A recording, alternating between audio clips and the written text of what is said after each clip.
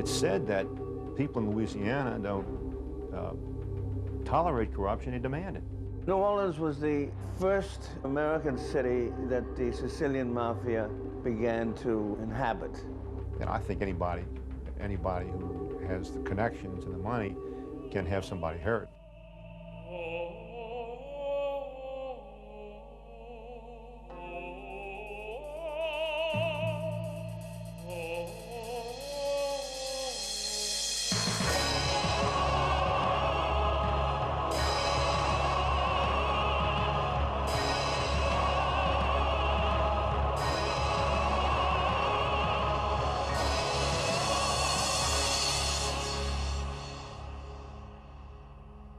Within American-Italian mafia families, the individual with the most power, influence, and wealth is known as the boss. Some bosses rule their dynasties from behind the scenes in the shadows, always maintaining a low profile.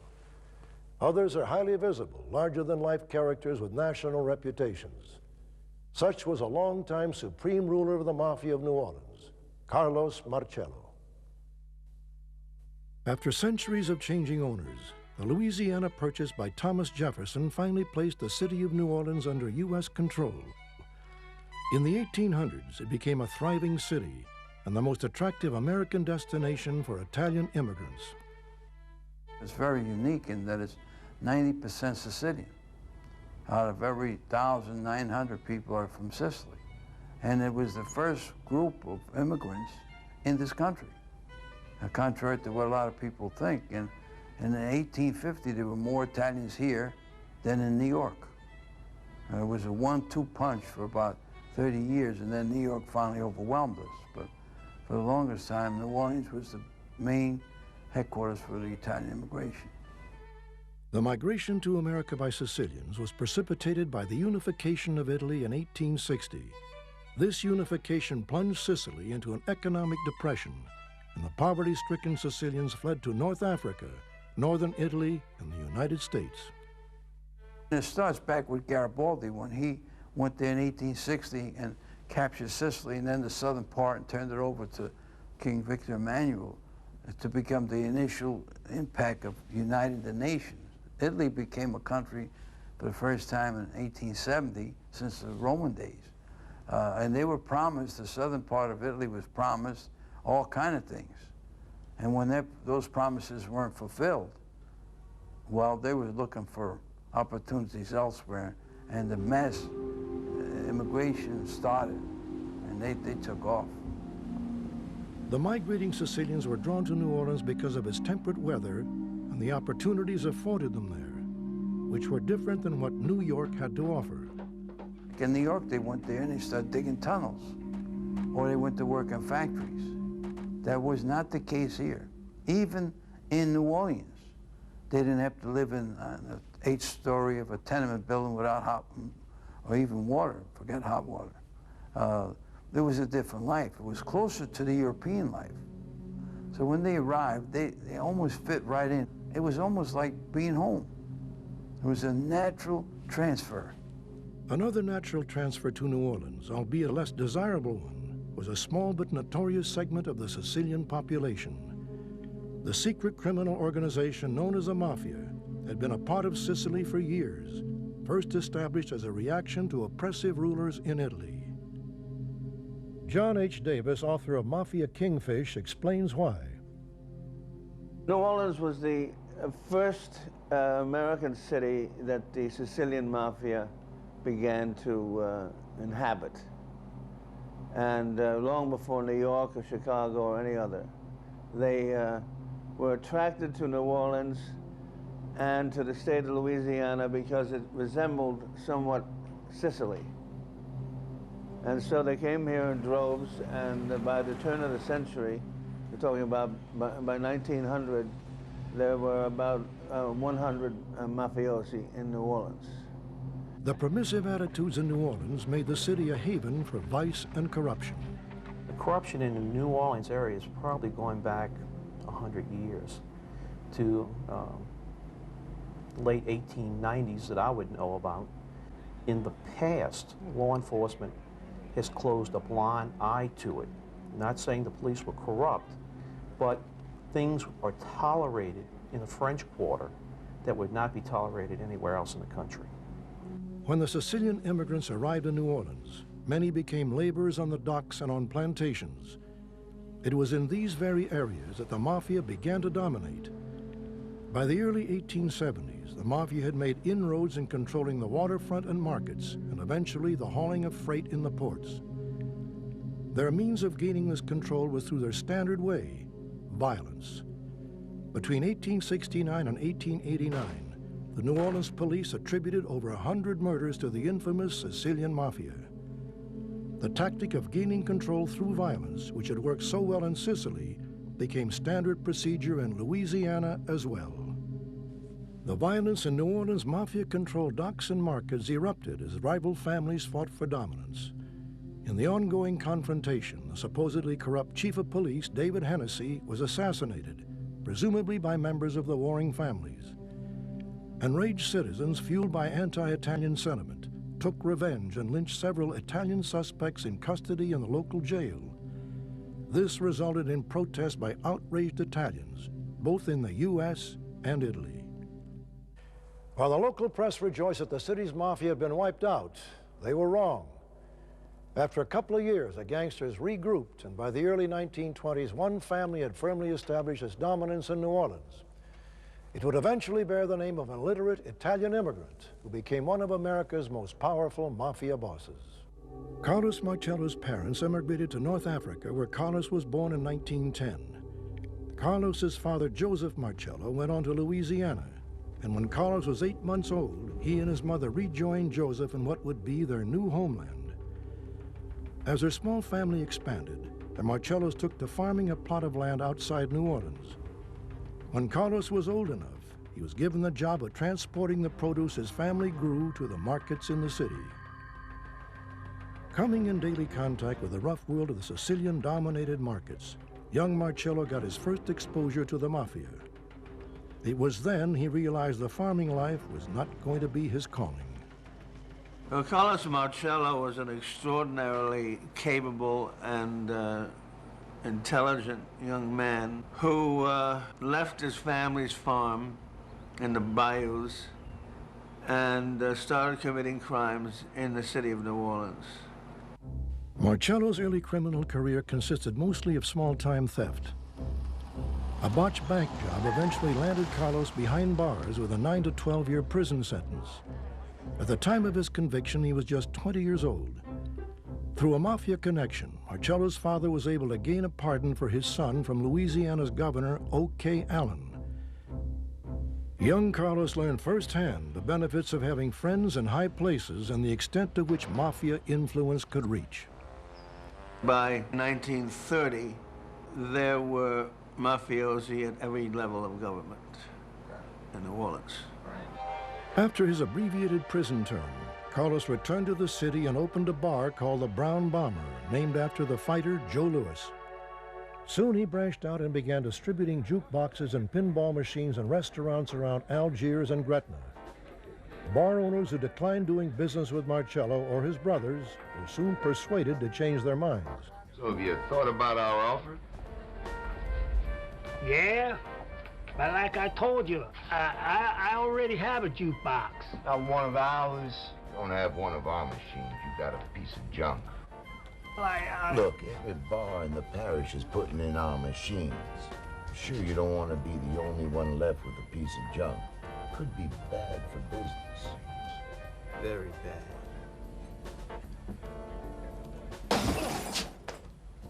I think he was feared. I don't know how realistic that fear was or how realistic his ability to carry it out, but obviously there were many people who thought he could. And I think anybody who has the connections and the money can have somebody hurt if they want that done.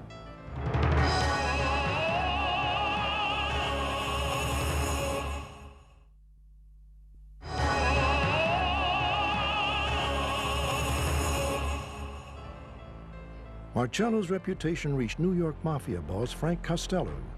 Under attack by officials up north, Costello was planning to move his slot machines to the New Orleans area.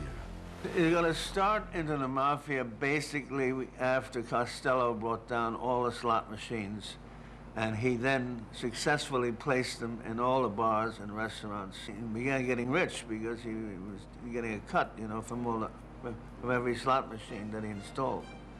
He would split it with Costello.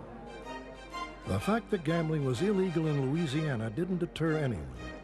Louisiana Senator Huey Long, agreeing to a 10% cut of the take, made sure the police looked the other way. Marcello wielded his power with an iron hand. He allegedly took people to his property on the bayou and had them disposed of. And he had a bathtub in back of the property, and he'd fill it with lye, and the unfortunate victim would be decomposed in the bathtub full of lye, and then the tub would be poured into the bayou. Not everyone buys the violent reputation. As far as I knew, Marcello did not have a reputation for violence. There were allegations years ago that he might have been involved in a gangland style hit on the Mississippi Gulf Coast. That was nothing but rumor. It never went beyond rumor. In my opinion, he never had to resort to that type of strong-arm techniques. New York boss Frank Costello was so pleased with how Marcello ran the slot machine business in New Orleans that when he opened a Las Vegas-style gambling house in Jefferson Parish, Carlos was counted in as a 12.5% partner. By the time he was 37 years old, Marcello had amassed a small fortune from his illegal dealings. In 1947, he became the boss of the entire New Orleans Mafia. He also became one of the wealthiest men in Louisiana, with dozens of illegal and legitimate enterprises. Although only 5 feet 2 inches tall and nicknamed the Little Man, Marcello became the biggest leader in the New Orleans Mafia and one of Louisiana's wealthiest men. His total worth was estimated at $450 million. Drugs, that was his big staple. Heroin that would come in from Sicily into the port of New Orleans, and Carlos would distribute it in Texas, Louisiana, and Mississippi, Alabama, the whole southern group of states. Marcello's territory extended from the Mississippi River Delta throughout much of the Gulf states. He became a master at paying off anyone necessary to ensure his operations ran smoothly. He was able to keep his activities relatively free of legal interference until concerned citizens invited a former FBI agent to investigate the New Orleans Police Department. Aaron Cohn began to expose the goings-on in Louisiana, which eventually came to the attention of Robert Kennedy and a Senate committee investigating corruption. Since his rise to the top of the New Orleans Mafia in 1947, Carlos Marcello's wealth and power continued to grow. Although the federal government repeatedly tried to put Marcello out of business, he seemed impossible to convict.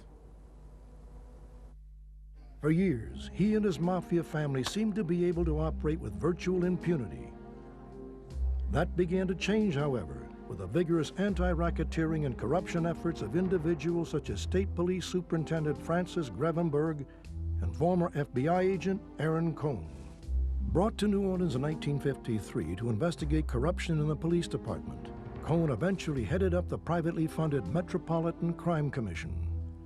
Grevenberg was appointed in 1952 as superintendent of state police, which he says also had a long history of corruption. Huey Long had them originally. He organized it in 1935, and he used it like his little private army. But they were all politicians, people that the politicians asked him to hire. And that's the way they did it. So I cut that out right away. And I fired a few. I wished I'd fired more, because these guys were so used to taking kickbacks, and I had a terrible time with it. Now age 85, Grevenberg recalls numerous incidents of police corruption when he was in office. I raided a place called the Four Leaf Clover Club. I raided it 7 times. And the 4th time I raided it, because I saw these young girls in there. We booked these prostitutes with the sheriff's office, but they would never try them. The sheriff was half owner of the house of prostitution.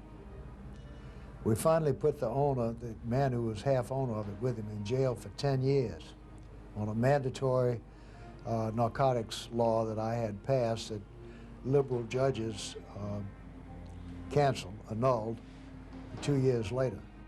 The extent of Carlos Marcello's criminal activities went well beyond the mere control of police. Former federal prosecutor Eads Hogue saw how far that influence went. He controlled the traditional rackets along the southern Gulf Coast, primarily in Louisiana, to some degree in Mississippi.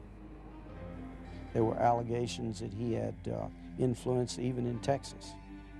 And by traditional rackets, rackets like organized prostitution, illegal gambling, loan sharking, and things of that nature. He was involved in so many businesses, in gambling and running restaurants, in oil. He ran a vast conglomerate, maybe of 50 different businesses, all under his umbrella. In his investigations, Aaron Cohn learned that all trails led to the Marcello organization. Marcello seemed to have both the New Orleans and Jefferson Parish police departments and municipal administrations in his pocket. Cohn also discovered that Marcello could be connected to at least 3 murders, none of which Marcello was ever charged with. In 1959, Cohn was able to bring his findings to the attention of the McClellan Committee and its chief counsel, Robert Kennedy.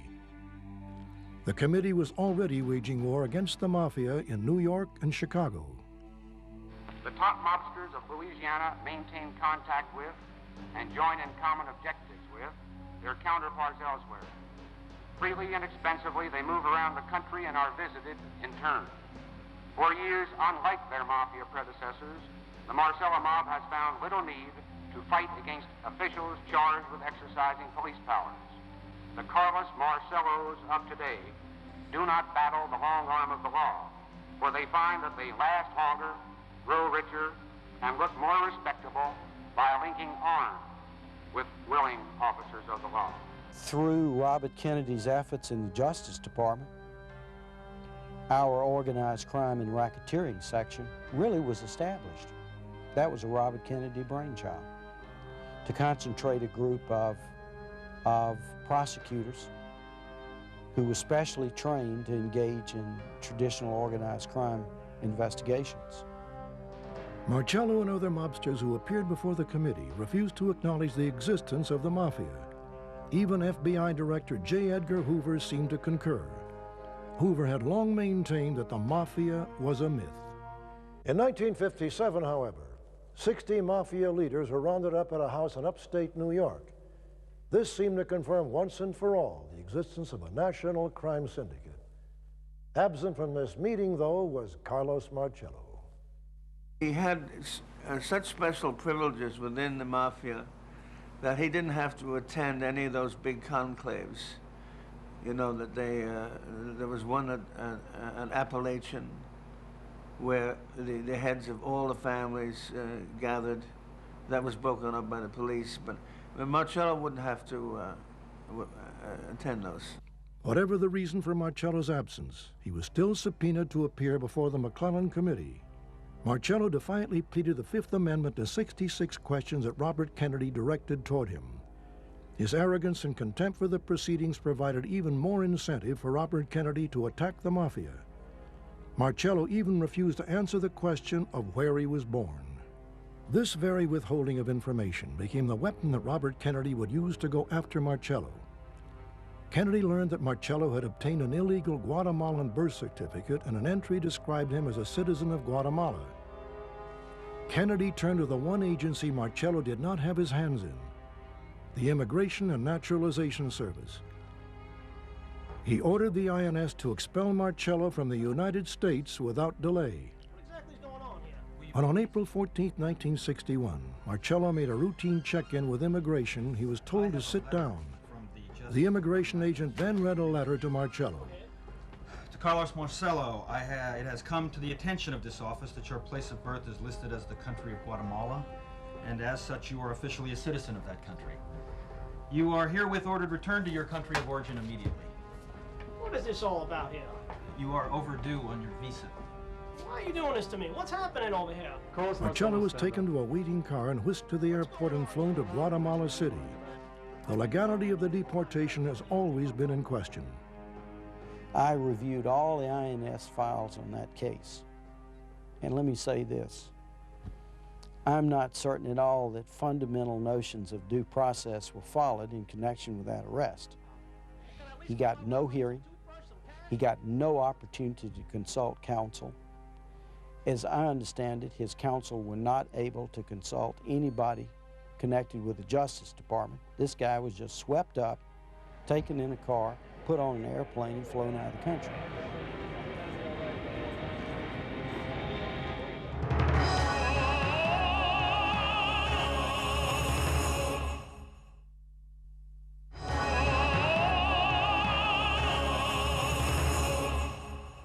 Marcelo spent 2 agonizing months in exile.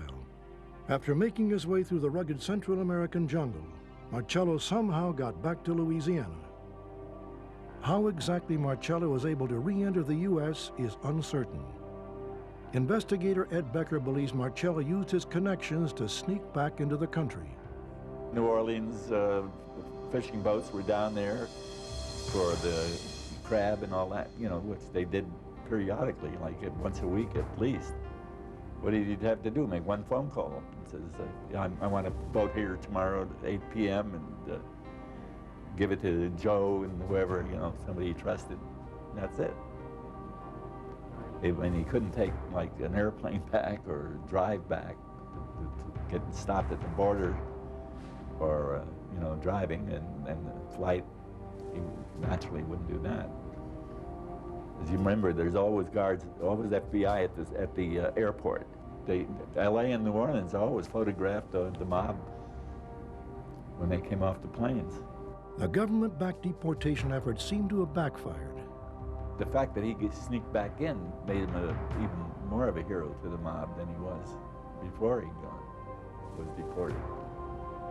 So, well, everybody knew he was really the godfather of the United States. For Marcelo, the deportation episode was something he wasn't going to forget. His fury toward Kennedy reportedly became an obsession. Kennedy also was enraged on hearing that Marcelo was able to re-enter the country. He acted quickly and had Marcelo indicted for illegal entry. The INS ruled Marcelo was an undesirable alien and once again ordered him deported, a ruling that Marcelo's attorneys appealed. They never stopped trying. Washington, D.C. never stopped trying to deport Marcelo. We did not get directly involved in that, other than whatever they asked us to do. But Washington really never gave up on deporting him. Marcelo never forgot the harrowing and humiliating experience that was forced deportation at the hands of Robert Kennedy. In the early 1960s, Carlos Marcelo was facing the severest challenge to his empire yet in the form of the newly elected Kennedy administration. President John F. Kennedy took office and appointed his brother Robert to the post of Attorney General. Now, with greater power and authority, Robert Kennedy and the president continued their campaign to bring down Marcelo. What Marcelo needed was for that threat to go away. On November 22nd, 1963, that's exactly what happened. President Kennedy was visiting Dallas as part of a Democratic Party campaign tour. As a presidential motorcade made its way through Dealey Plaza, gunshots suddenly rang out. The president was shot.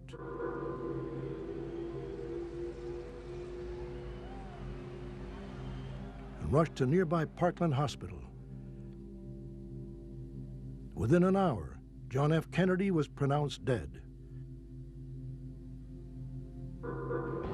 A short time later, Dallas police apprehended a young man by the name of Lee Harvey Oswald. Though quickly fingered as a president's assassin, Oswald denied involvement. I really don't know what the situation is about. Nobody has told me anything except that I'm accused of murdering a policeman. Before anyone could thoroughly interrogate Oswald, though, the Dallas nightclub owner by the name of Jack Ruby slipped through police barricades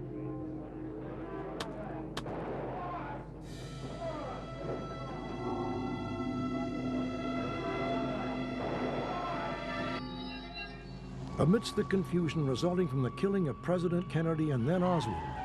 Numerous conspiracy theories began to emerge. The list of possible co-conspirators included the Soviets, who had recently backed down in the Cuban Missile Crisis, Cuba, still angry over the Bay of Pigs invasion, the CIA, whom Kennedy had threatened to disband, supported the slain South Vietnamese President Diem, who held the Kennedy administration responsible for Diem's death, and of course, the Mafia, who had more than their share of gripes with the Kennedys. The government and the media began taking a closer look at the alleged assassin.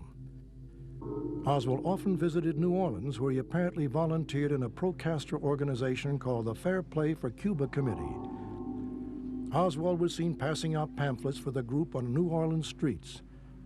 Oswald's affiliation to this movement was one thing that led many people to speculate on Fidel Castro's involvement in the assassination. Another theory linked the assassination to a joint effort between the CIA and Mafia, who were both anti-Castro, albeit for different reasons. The CIA viewed Castro's Cuba as a satellite of the Soviet Union and a threat to national security. As for the Mafia, Castro was directly responsible for shutting down their lucrative Cuban gambling operations. After the disastrous Bay of Pigs invasion, both the CIA and the Mafia blamed President Kennedy for the failure of the invasion and for Castro remaining in power. Without any concrete evidence to support any of these various theories, the controversial Warren Commission concluded that Oswald acted alone. Nearly 15 years later, however, in 1979, the House Assassinations Committee decided to reopen the investigation. New evidence surfaced to suggest the possibility that Oswald shot the president on behalf of Carlos Marcello. By the summer of 1962, Robert Kennedy had tightened his grip on the Mafia and brought new charges against Marcello. With 2 federal indictments and a standing deportation order, Marcello was living each day under a cloud of uncertainty. No, I did not expect it. We had no indication that anything like this was going to happen. New information revealed possible links between Oswald and Marcello. While in New Orleans, Oswald lived with his uncle, Dutz Murat, who was affiliated with members of Marcello's gambling racket. Oswald was also possibly connected to David Ferry, who was ironically a member of the violently anti-Castro Cuban Revolutionary Front, an organization heavily financed by Carlos Marcello. Around the time that Kennedy announced his trip to Dallas, Carlos Marcello and David Ferry were planning Marcello's defense in a legal case scheduled to go to trial in New Orleans in early November. In addition to meeting with Marcello at the Town and Country Motel, Ferry also allegedly met with Oswald in the French Quarter. Conspiracy theorists speculated that Marcello was looking for someone outside his organization to take care of Kennedy, and then learned of Dutz Murat's oddball nephew, Lee Harvey Oswald. A connection between Oswald's killer Jack Ruby and Carlos Marcello was also discovered. In 1946, a year before Carlos Marcello assumed power in Louisiana, the Chicago mob launched a campaign to take over the rackets in the Dallas area and gain control of the Dallas police force. Assisting in the effort was Jack Ruby. Ruby stayed on in Dallas, opening up a nightclub and acting as a middleman between the Mafia and the police department. Jack Ruby swore he shot Lee Harvey Oswald to vindicate the president. It has been proposed, however, that Marcello needed someone with access to the Dallas police to silence Oswald, and Ruby was a perfect candidate. Whether it will be ever definitively determined if Marcello or any other mobster had anything to do with the assassination of John F. Kennedy, it is fairly safe to say that many of Carlos Marcello's worst headaches went away on November 22, 1963.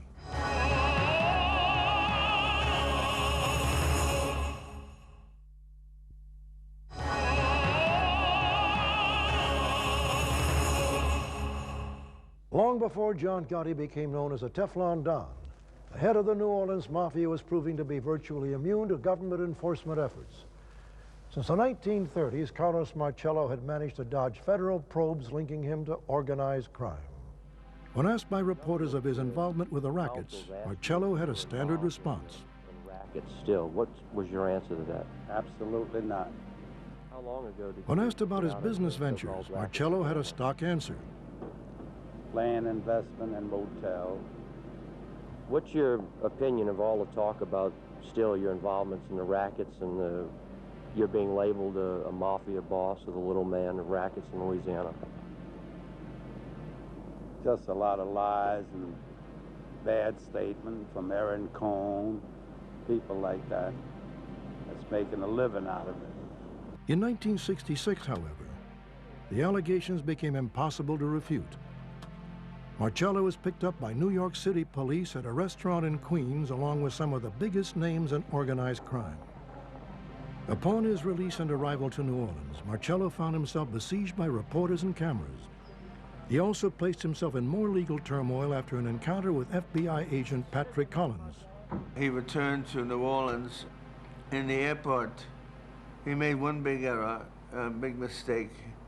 In the airport, he spotted an FBI official, and the FBI official came up to him and said, "Hey, Carlos, we understand you guys got caught up there in La Stella restaurant, whereupon Marcello hauled off and practically broke the FBI guy's skull. That landed him in prison for 6 months." Marcello and his lawyers had their own take on the incident. He positively did not know that Mr. Pat Collins was an FBI agent, and the evidence plainly shows that Mr. Pat Collins was a very belligerent young man at that particular moment, and he is quoted Marcello as saying, "Are you looking for trouble or do you want trouble?" Instead of trying to explain himself, Mr. Pat Collins says, "I can handle trouble," in a manner to show that he wanted to fight.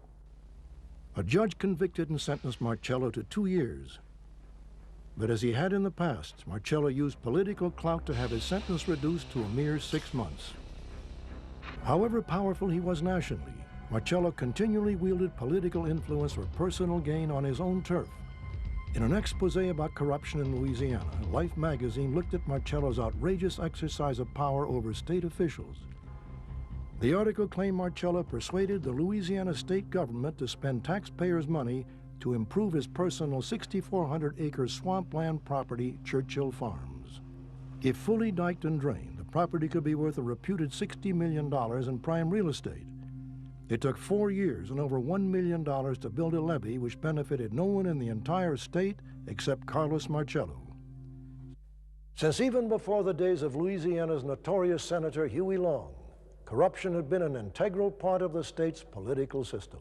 Nobody understands the relationship between politics and corruption in Louisiana better than attorney John Volz, Just how far the drug lords will go to get whose unwillingness to play along may have cost him 2 campaigns for sheriff and district attorney of St. Tammany Parish. they give us no break at all. I characterize Louisiana as a place that is known for corruption. It's known for corruption, and why? Because there's so many corrupt public officials in this state. Not all of them, but a lot of them, too many of them. And, you know, it's said that people in Louisiana don't tolerate corruption, they demand it. And so they find people who do illegal things, but who are glib. They find that funny, they find it amusing. It's entertainment. Not all people are like that, not all the people. I'm not indicting, in the general sense of the word, all the citizens of the state, because there are some fine people here that don't want to see this. But there are too many politicians with their hands out. After both the Kefauver Committee in 1951 and the McClellan hearing 10 years later, Marcello walked away with his empire and reputation intact. In 1979, though, Marcello faced a new challenge when the House Select Committee on Assassinations reopened the investigation into President Kennedy's assassination based on new evidence and new witnesses. Ed Becker, a Las Vegas casino investigator who moved in and out of Mafia circles, was one of those witnesses. He had occasion to meet with Marcello in 1962 as part of a business venture. he was able to gain the mobsters' trust by dropping names. We were drinking, and I said, boy, I'll tell you, Bobby's sure not happy anymore that you got back in the country. I said, everybody in Las Vegas is talking about it, which of course stimulated his ego. And now he's starting to mutter to me about Bobby Kennedy and the Kennedy family. And he keeps it up and keeps it up. And now I'm keep prodding him, saying, well, he's not going to be in office, that much longer. I didn't know. I mean, Kennedy just had been reelected, and Bobby was going to, I guess, go on with him. And this infuriated Carlos, just even thinking about it. And that's when he spat out this Sicilian phrase, which I had to do by memory. I mean, I don't speak Italian, so I whatever. And phonetically, I could grasp it. I have a good memory. And so I was able to call the Italian consulate one time and find out what it meant. And I found out what it meant. It meant, you cut off the tail, the head, and the tail dies. Well, that means instead of killing the President of the United States, we would have been assassinating him, which would have been, the first obvious thought. First obvious thought, kill Bobby. In the end, the House Select Committee on Assassinations came short of indicting him. Marcello, like so many times before, had managed to avoid prosecution. In 1979, however, the wheels of justice would catch up with Marcello as the FBI launched an elaborate undercover sting operation called BriLab, an acronym for bribery and labor. The FBI was able to infiltrate Marcello's inner sanctum through the use of an informer. One particular fellow that cooperated was a gentleman by the name of Joe Hauser.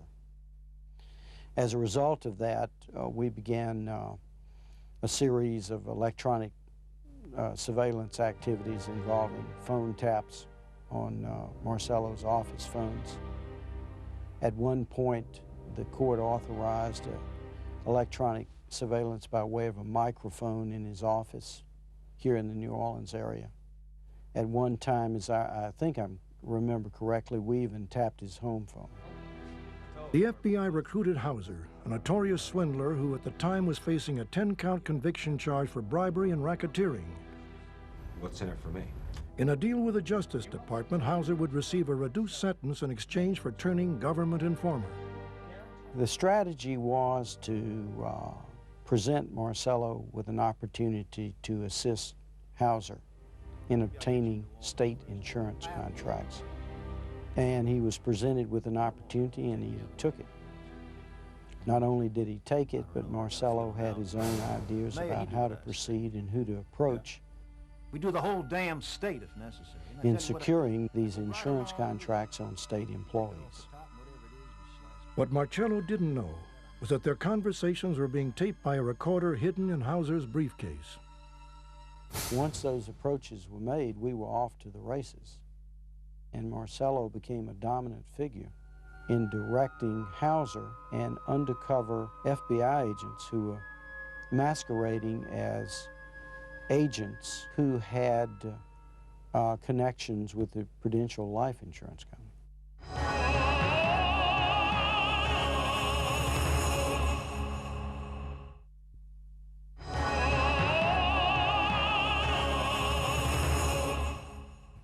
In exchange for his influential connections, Marcello would receive cash and a cut in profits from any insurance contracts he steered to Fidelity Prudential.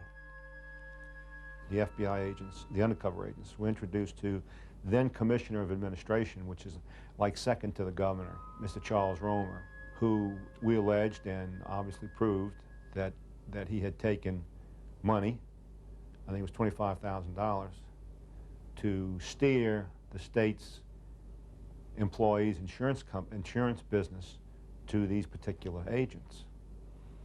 And in the process, the FBI listened to his conversations for about 19 months.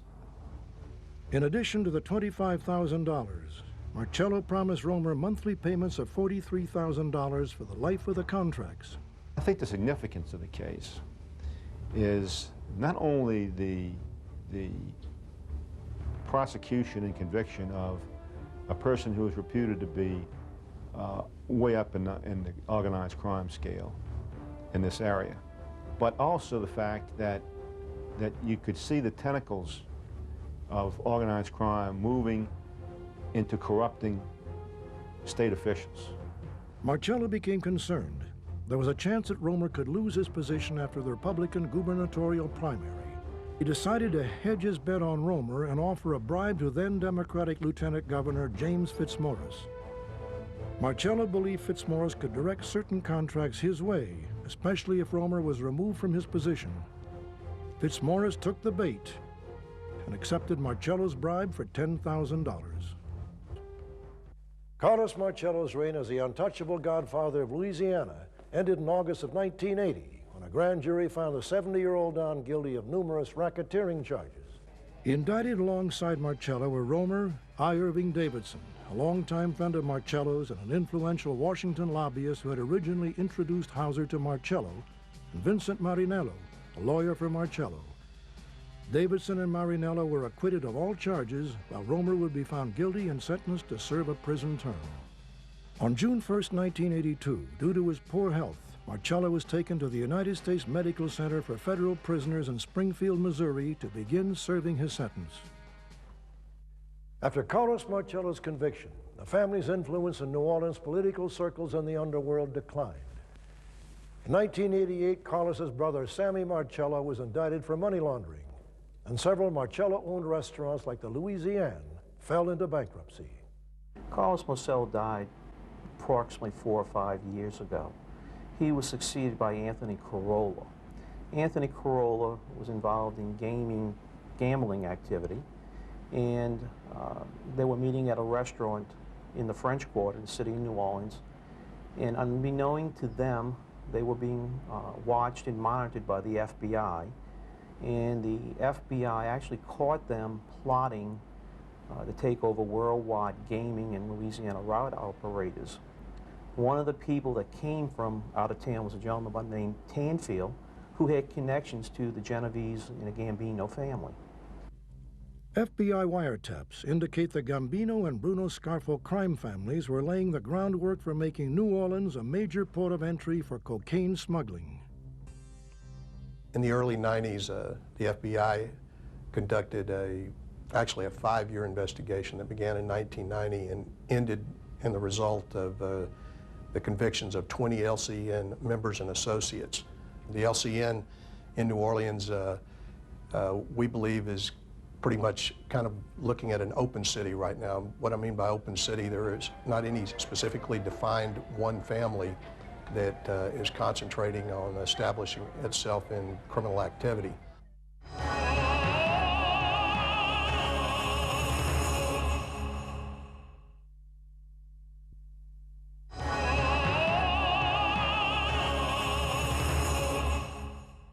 In New Orleans, a history of affiliation between organized crime and public institutions seems destined to repeat itself. I would venture a guess there's corruption here. Yes, there's corruption in America, and I think there always will be. But law enforcement should be vigilant and continue to investigate and prosecute corruption. It's the only tool available to combat it. It will never eradicate it, never, as long as human beings continue to be human beings. But it must be done, because I think it tempers and restrains excesses. On the other hand, the government needs to operate within the law. And it should always be mindful of that. Despite its checkered past, the future of New Orleans is looking brighter. Over the last 4 years with the new police chief we do have here, we've seen things turn around. The quality of life in New Orleans has improved tremendously. Crime has dropped. The homicide rate has dropped tremendously. We were averaging 400, 430 murders a year. It's down probably 40%. So across the board, the quality of life is improved. By exploiting a political system rife with corruption, and by wielding fear and bribery like precision instruments, Marcello was able to amass an empire. Only through diligence were honest law enforcement and political officials finally able to bring down the godfather of New Orleans and his dynasty. I'm Robert Stack. Thanks for joining us.